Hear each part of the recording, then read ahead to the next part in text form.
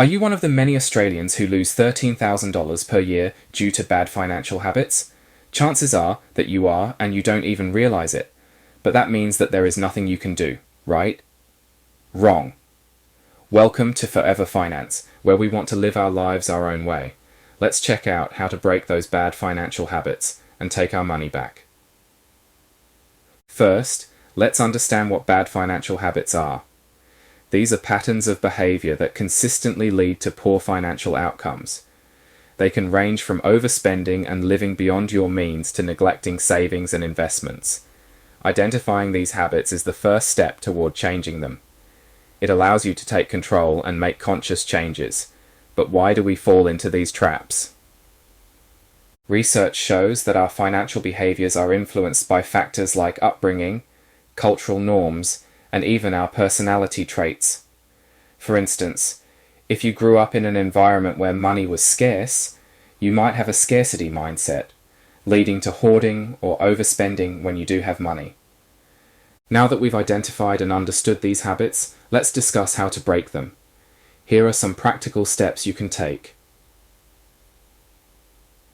Step 1. Set clear financial goals.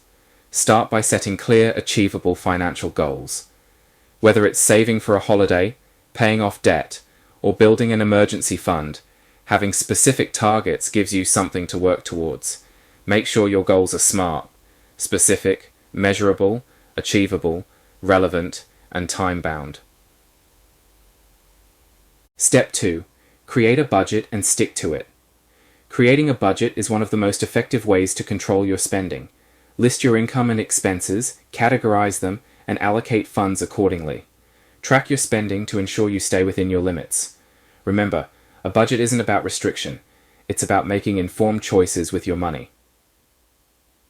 Step 3. Build an emergency fund. An emergency fund acts as a financial cushion in case of unexpected expenses. Aim to start with $500 saved. This will already put you ahead of many other Australians on their financial journey. Then continue to grow your savings to $1,000, $5,000, or as high as you feel is needed. This fund can prevent you from relying on credit cards or loans when emergencies arise. Step 4. Limit debt use. Credit cards and buy now pay later can be useful, but they can also lead to debt if not managed properly.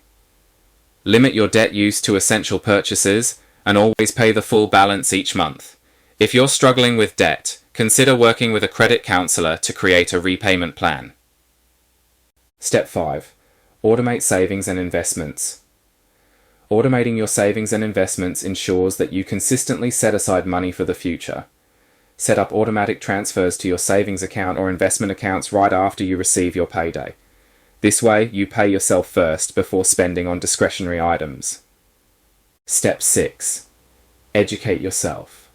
Financial literacy is key to making informed decisions. Take the time to educate yourself on personal finance topics like budgeting, investing, and retirement planning. There are many resources available, including books, online courses, and podcasts. The more you know, the better equipped you'll be to manage your finances effectively. Breaking bad financial habits isn't easy, and you may face challenges along the way. It's normal to encounter setbacks, but the important thing is to stay committed. Here are some tips to overcome common challenges. If you slip up and overspend or miss a savings goal, don't be too hard on yourself. Acknowledge the mistake, learn from it, and move on. The key is to stay focused on your long-term goals. Maintaining motivation can be challenging, especially when progress feels slow. Keep your goals visible, whether it's a vision board, a note on your fridge, or a reminder on your phone. Celebrate small victories along the way to keep yourself motivated. Sometimes it helps to have a support system. Share your financial goals in the comments below, or with friends and family members who can offer encouragement and accountability. Alternatively, consider joining a financial support group or working with a financial advisor. Consistency is key when it comes to breaking bad financial habits. It's not about making drastic changes overnight, but rather implementing small, sustainable changes over time. Consistent efforts compound, leading to significant improvements in your financial situation. Breaking bad financial habits is a journey, but with determination and the right strategies, it's entirely achievable. Remember, it's about progress, not perfection. If you want to learn more about how to build healthy financial habits, check out this video, and we will see you next time on Forever Finance.